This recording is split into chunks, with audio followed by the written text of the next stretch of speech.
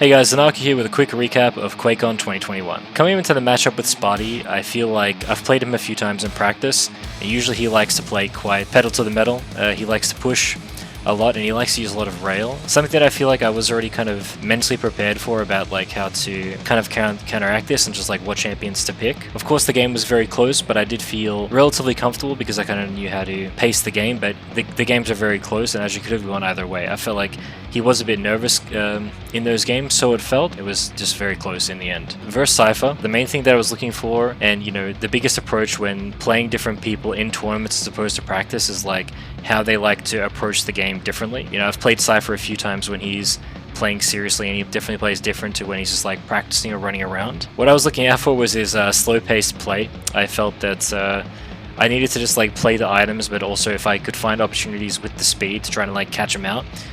Because you'll find, like, you know, in the VODs he was being very statistical, and you know, there was a couple fights where we're both fighting each other and we both survive on like 4 HP and he gets away and stuff like this. So he's very good at that, and in tournament setting he becomes very focused looking for those type of things. With the maps being so close, I really found that the turning point was just his experience. When there was the moments that mattered the most, I kind of just like panicked a little bit. You know, it's a lot to do with like the mental game. Like, we both have the skill set, but just in that moment where even when I did catch him at the end of the map 1 and even a little bit of map 2, he was just a little bit more calm. And I think that, you know, in those moments, that's where you need to be the most calm. That was an unbelievable map finish! Versus the Hang, I won 2-1 with like in a very close series. Both, I think the last 2 maps were just within 1 frag and basically all the way to the end of the game. Map 1 we played EXILE, I was Keel and he was Strog.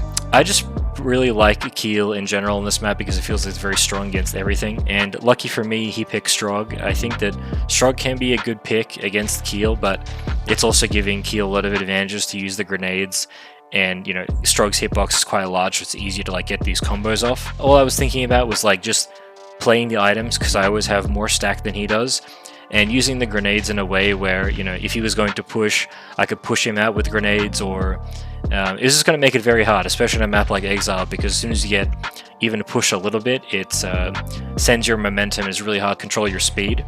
So yeah, Keel was a very good pick there, and yeah, we can see why, well, the reasons why I won that map. The second map on Ruins of SARNATH, the reason why I was a lot slower is because of the champion setup. You know, just with Ranger and Eisen, and just how the items are set up on the map, it's really hard to just like always push an advantage, because it's really a lot to do with the rail, and he was hitting a lot of, we both were hitting a lot of good rails. I just made a mistake. I thought I had won the game earlier than I did, and he pushed into overtime, and there was multiple opportunities for both of us, but he ended up taking that one, so it was well played by him. On the last map, AWOKEN, Nyx versus Visor, the game was very, you know, I had a lot of control at the start of the game, and then, you know, just by hitting a lot of damage with rails and keeping the pressure on, because I had full control and I had the mobility with the Nyx double jump. Somewhere in the middle of the game, he gets, I can't remember the exact combo he does. I think I walk into a lot of damage and he flips control because he does a lot of damage over this moment at the Mega where he hits a rocket into a rail. After he retook control and it was 3-5, there were some moments where I managed to do a lot of efficient damage, which basically gave me control back into the game.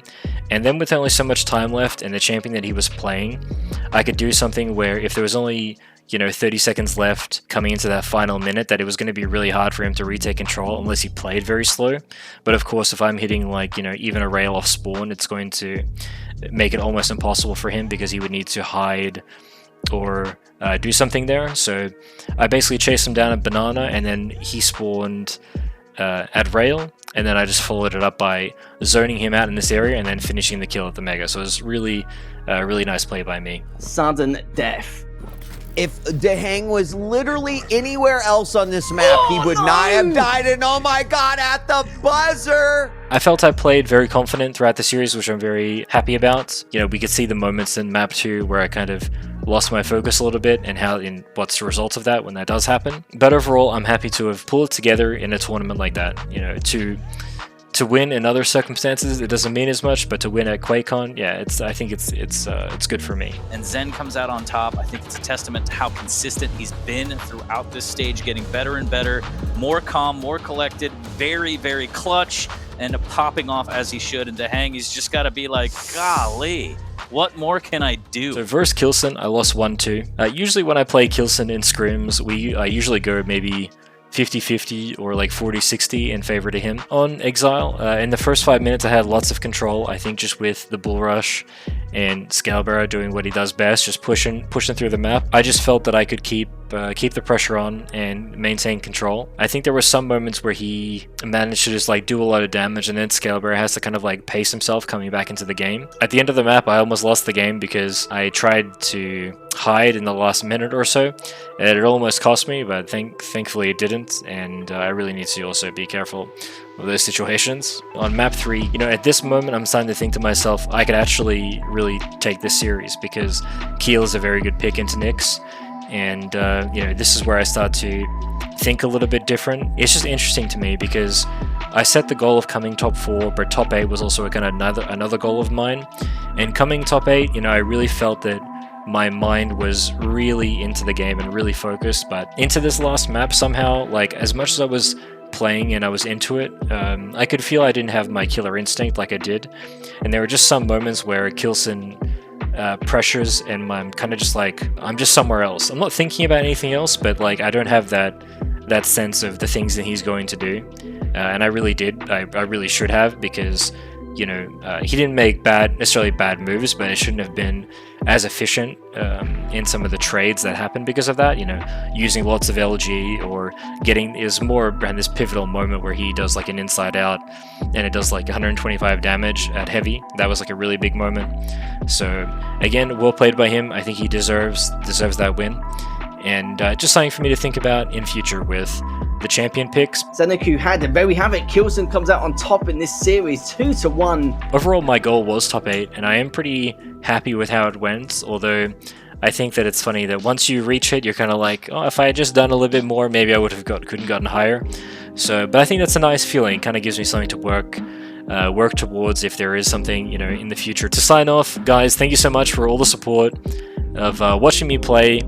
My brother who came from Germany to help support me while I was playing, everyone in the chat, all the Zena crew, if you guys know, Dire Wolves, my family, my friends, man, I really appreciate you guys, and yeah, for whatever's next, I'm really excited, and I hope to see you guys there too. So thanks again, and we'll see you soon.